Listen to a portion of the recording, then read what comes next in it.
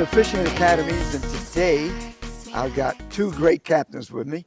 I got Captain Mike Haynes and Captain Larry Fritz, and of course me, Captain Sergio.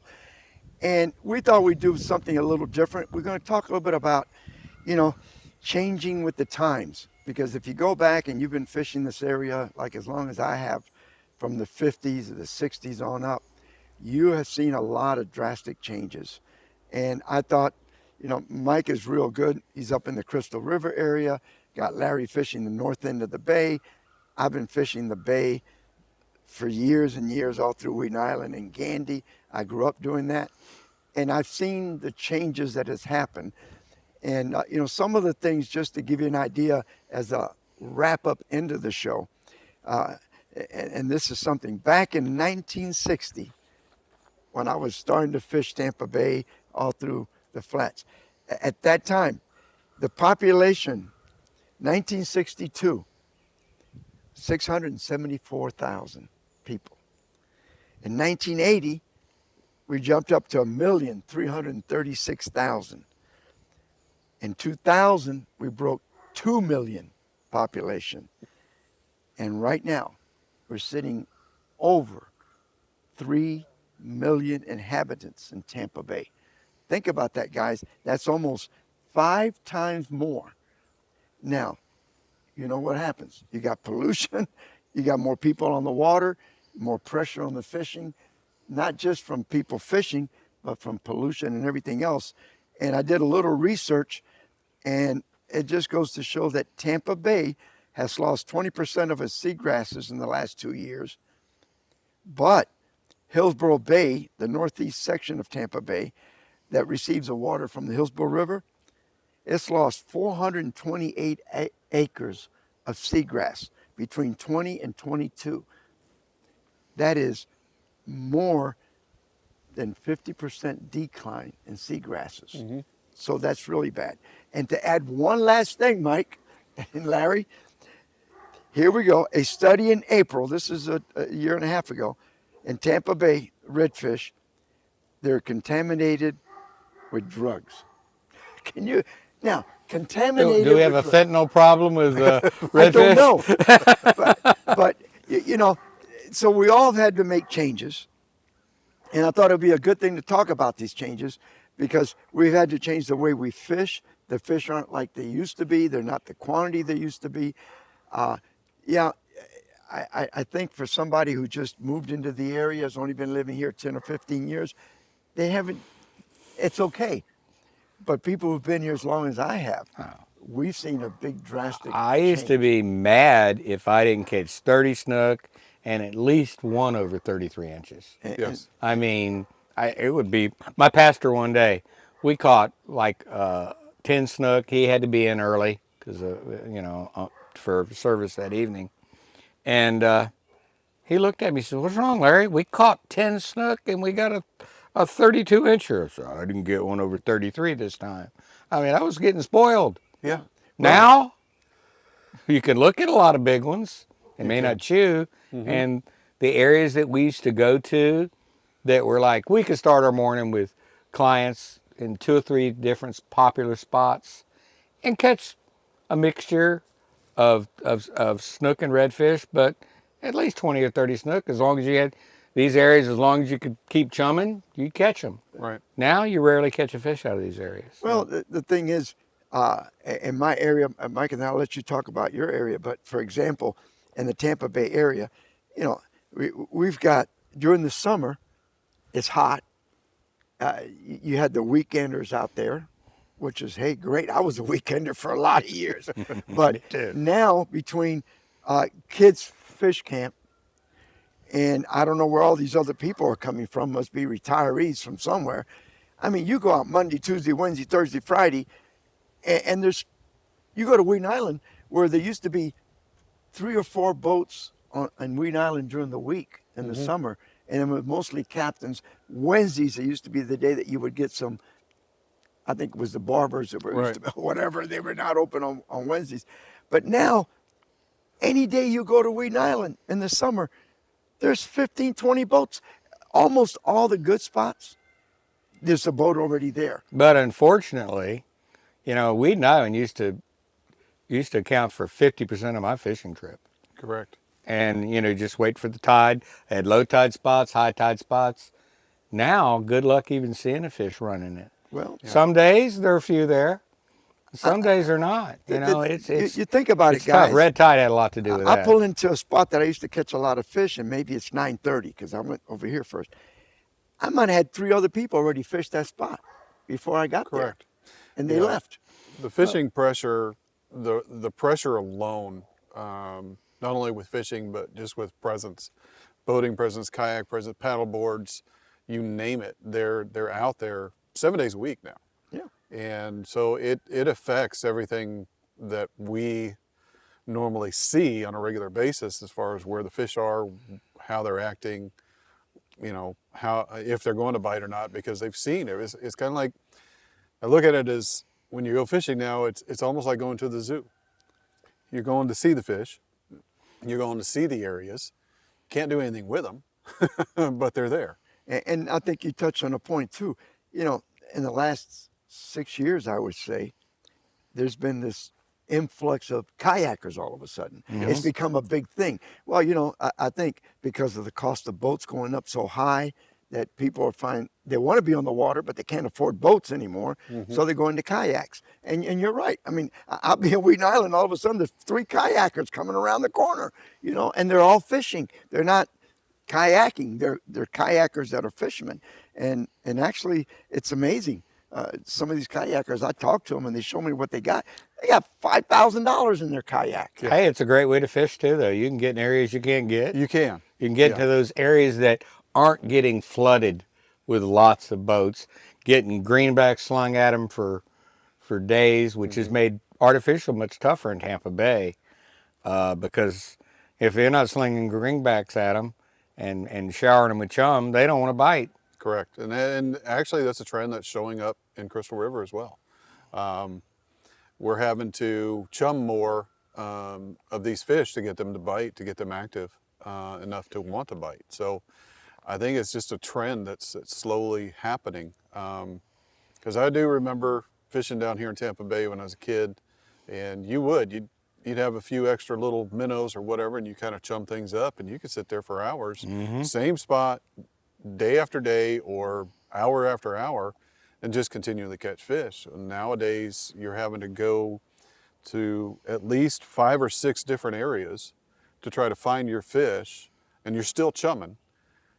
But when you're chumming, you're only chumming for 1 or 2 fish, then you have to move on because there's just the quantity of fish are just not there. And you go back, whitebait, greenbacks. I mean, in the 60s, everybody was using shrimp and artificials. Correct. I mean, who went and caught greenbacks? I threw artificial only. It was artificial. That was it. Yeah, I mean, I detested live bait. I remember using the little trout, the little 2 jigs on the thing and catch all the trout you wanted. That and We flounder never went out and caught whitebait. I mean, we would buy in the winter. We would buy some shrimp, but that was about it. Well, now In the winter, I'd buy a few shrimp for and hand let's float. face it, guys. Power plant. You go back just 20 years ago. Every West Marine, every tackle store, they had a seminar every week. And had all those captains going there. And we were teaching people how to catch bait, how to chum, how to do this. Well, now everybody knows how to do it. And now the mentality is you got to have white bait. Well, I'll be honest with you, this time of the year, I've had more fun. You and I did the show where we're catching all the fish we want on artificials. Yeah. But it's the mentality that we've created ourselves that you got to have white bait. Right. And I think what you said is true, where before you went into a spot, when you threw a white bait, wow, it was a white bait, that snook or that redfish went after it. Now they're so used to having so much bait thrown at it that Frankie Gonzalez the other day called me. He was on the south side of the bay, and he says, Sergio, I must have thrown 250 baits for chum to get 3 snook to hit. He said they just wouldn't turn on. Well, there's one thing you want to mention, and since we're Fishing Academy, we'll do a little talking about things that happen. I think that most captains, when they enter a spot, they over chum. And I had a rep for a lot of years of catching a lot of big snook. And I do not chum a spot with big snook when I first get in there. I fish them first. Don't feed them until you find out if they're not going to chew or not. Correct. And I see guys, as soon as they stop the boat, they rain 100 greenbacks out there. And they catch a lot of little fish. They don't catch the big fish. Now, I don't know all the reasons why. I have theories. But I always start without chumming. And then I don't rain them. I throw 10 or 15. I mean, I don't throw a lot. When I chum, I put 8 or 10. That's it. Because Sometimes that, again, yeah. I don't want to feed them. I just want to create some commotion. Correct. Yeah, and that's the same thing. To me, I'm not chumming them to feed them to get them active. What I'm actually, in my mindset, is I'm actually throwing some chum out there, whether it be shrimp, cut pins, ladyfish, whatever. What I really want to do is get that bait activated that's there. Get Correct. them activated, get them looking, biting on something, get the scent out there, and get those other fish curious to see what's going on. Absolutely. And that, to me, is the most effective way to catch those fish. Because if you're just feeding them, you've got 100 baits out there and your one bait is on a hook. Well, your You're smart. chances are a lot less. Besides for all the seagulls you've just attracted. Correct, yes. So now you've basically threw a kid into a ball pit saying, find me the yellow ball. Well, there's plenty around. Yeah.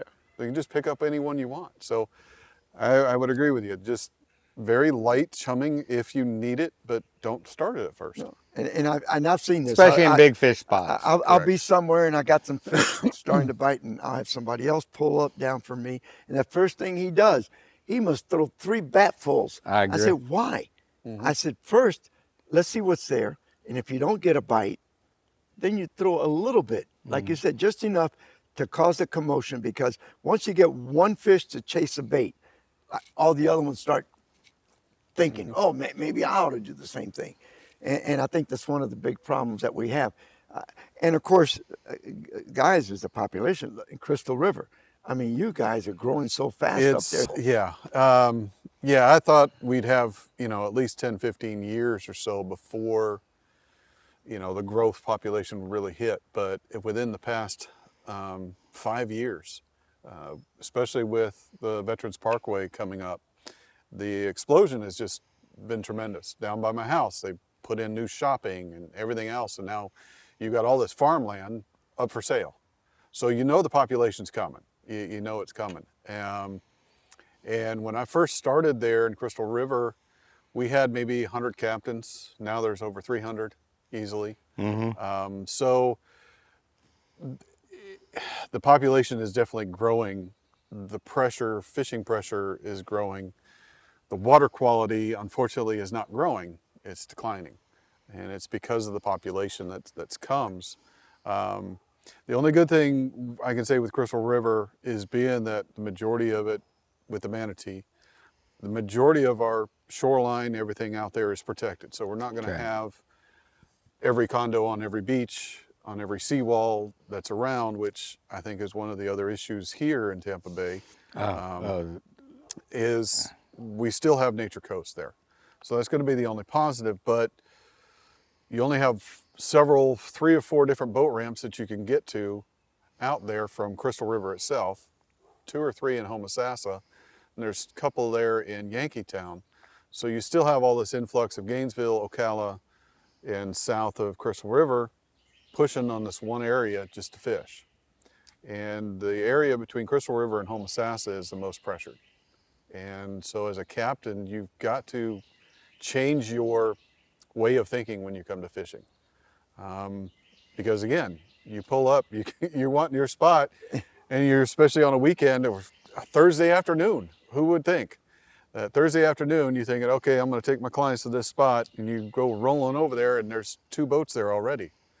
Thursday's the new Saturday. Yeah, well, I mean, 3-day weekends in Tampa Bay Friday, for a Saturday, while. Sunday. Yeah, we don't. Yeah, so the pressure, the amount of population is one of the biggest issues that, as captains working out there trying to get our clients fish, is the population and the pressure. So we have to adjust consistently. I think the population, and then the pollution. If you look right there, right at Gandy Boat Ramp, that whole area in front of you That's what I was going to used to talk be all about. mangroves, all by the marina. There was a marina. Imperial Yacht Basin was there. There oh, wasn't a condo there. nothing. Westinghouse had a manufacturing plant with this great hole in front of it. In winter, you could catch these monster trout. And everything else was Now woods. that's It's what do they West Shore call it? Yacht West Shore Club. Yacht Club. It's there, and then you got all the new condos right in front of where the Gandy Boat Ramp is, all the way up to the point. And then at one time, remember when you have mangroves and all that, you had heavy rains. Yeah, it drained into the bay, but it was from the mangroves. Right, Now it was it's filtered out. draining from all this concrete, asphalt parking lots and people's yards with fertilizer, and all of that causes algae bloom. And I'll be honest with you, this year was the worst year I've ever seen. That the water in Tampa Bay never got really No, it clear. usually gets really clear when the algae does. And we had another, I think I heard that we had another sewage spill of the Safety Harbor area. I'm pretty sure they said Safety Harbor. I heard last week. I mean, that's several sewage spills we've had. We had one In St. back Pete. behind Whedon too. Yeah. And I saw some effects of that. It's just But our area, I can tell you, and I Piney mean, Point. usually December and January and February, I can see down 8-10 feet Oh, in a lot yeah. of the areas, especially in the middle of the bay. My sheep head spots, you could hardly see 2 or 3 feet. Yeah. And that's about summertime. I think it's just there's so much stuff going on, and so much pollution, and of course, the weather is changing a lot. It is. Over the years. Yeah, and the weather has definitely a factor in it. Remember as a kid, 5 o'clock, if it was 5 o'clock, you could look up and there's rain coming. I mean, it was just, you could set your watch by it. It doesn't seem to happen as much. It doesn't happen hardly at all anymore. Yeah, and I think, again, population, concrete, asphalt, in my opinion, the worst ecological disaster we have is development. Yeah. Yes, it is. That's what's killing our environment is development. And it's not learning to live with the land. It's just, let's take it over and put up parking lots and asphalt and buildings, and then wonder why it's hotter and blazes than it is in the summer times, because you don't have the shade like we're sitting under here today. It's bad. Compared to when I was a kid in Crystal River, compared to me as an adult in Crystal River. Two different aspects. As a kid, Crystal River was Crystal River. You could go there, go to King Spring, crystal clear water. You drive all the way to Three Sisters or Hunter Springs. You're trolling through or driving through crystal clear water with grasses that are hitting the surface. Nowadays, granted, we've had a couple hurricanes that unfortunately killed all the seagrasses in Crystal River, so we have pretty much muddy water.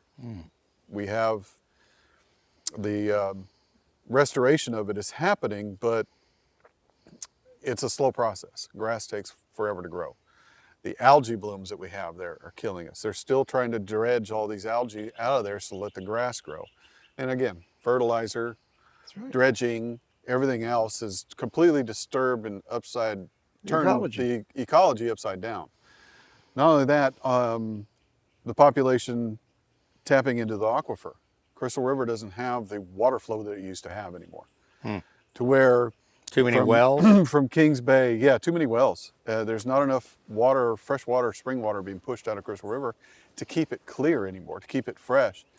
Used to go from Kings Bay all the way down to where Salt River starts. It's about 2 miles from Kings Bay. And that's where the salt water and everything started to mix. It still mixes there now, but it used to be clear all the way down there. Now, the only place that's clear is Crystal River, Kings Bay, if the grasses are there. And right now, we don't have any more grasses. And it's... my favorite thing is sight fishing. Yeah. And it's getting tougher. Yeah. That's the only weird thing about it is the Crystal River itself, still muddy, still dirty.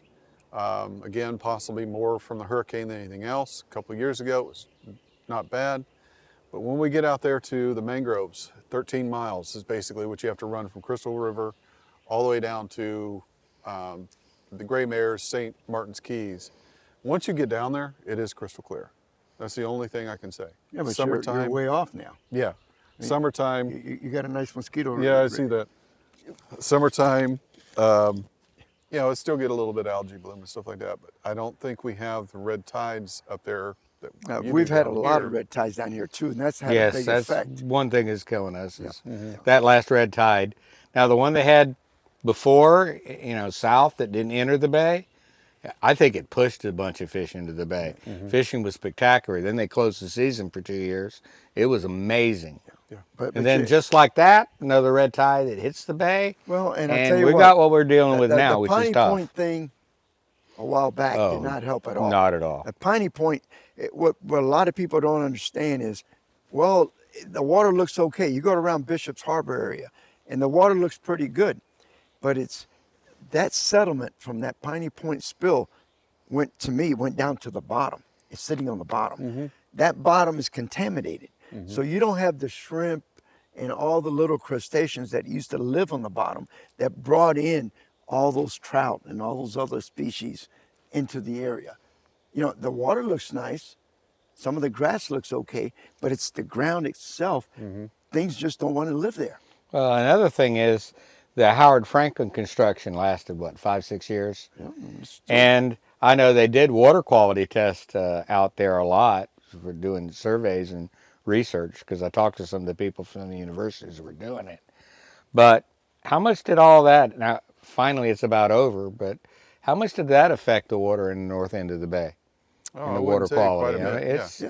plus they ruined some great fishing spots. I mean, heard. they're driving all those pilings now. The Right. only thing good about that is the more pilings you have down the road, the more barnacles and the more growth. So It takes a while. but Howard yeah. Franklin area might be pretty good if the water quality holds up for fishing, because Well, at north you're gonna have end a lot of- more structure. You take north end of the causeway, I read an article that we lost 33% of our seagrasses there. And that's true. Used to be, that was a go-to trout spot.